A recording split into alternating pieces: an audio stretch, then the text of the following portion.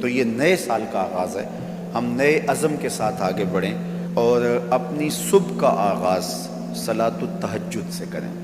تہجد کے لمحے اللہ کی رحمتوں کے نزول کے خاص لمحے ہوتے ہیں۔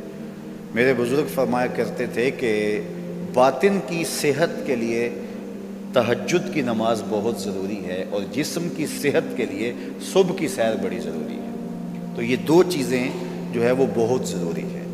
تو بالخصوص یہ بچے جو ہیں، جب اس عمر میں ان کی عادت پختہ ہو جائے گی تو یہ زندگی کی آخری سانس تک باقی رہے گی۔ میرے بزرگ فرمایا کرتے تھے کہ مجھے تہجد کا عادی میری ماں نے بنایا ہے۔ وہ کس طرح کہتے ہیں کہ جب تہجد کا وقت ہوتا تو میری ماں میرے پاؤں آ کے دباتی تھی اور میں جلدی سے اٹھ جاتا تو وہ تہجد کے لیے مجھے مصلی پہ بٹھاتی۔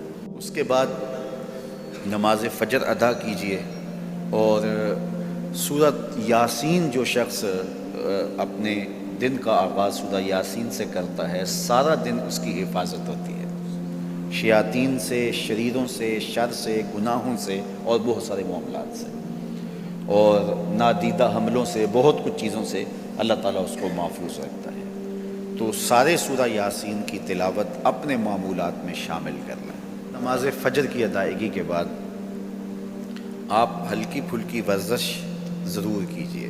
جو قوی مومن ہے، طاقتور مومن ہے، کمزور مومن کی نسبت اللہ کو زیادہ محبوب ہے۔ تو طاقتور مومن، قوی مومن، یہ مطلوب ہے شریعت کا اور یہ مقصود ہے شریعت کا۔ پھر سونے سے قبل سورۃ الملک ایک مرتبہ ضرور پڑھیے گا۔ جس طرح سورہ یاسین پڑھتے ہیں تو سارا دن آپ کی حفاظت رہتی ہے، اور سورہ ملک اگر پڑھتے ہیں تو ساری رات آپ کی حفاظت رہتی ہے۔ اور سورہ واقعہ ایک مرتبہ یہ زندگی میں معمول بنا لیں، کیونکہ ہمارے جو معاشی مسائل ہیں اس کا بہترین روحانی حل سورہ الواقعہ ہے۔ سورہ الواقعہ کی تلاوت کرنے والا کبھی بھی کنگال نہیں رہتا۔ میں جب بھی اللہ کی توفیق سے یہ محسوس کرتا ہوں کہ ادارے کو وسائل کی ضرورت ہے تو سورہ واقعہ کو زیادہ پڑھنا شروع کر دیتا ہوں، تو اللہ خزانہ غیب سے مدد فرما دیتا ہے۔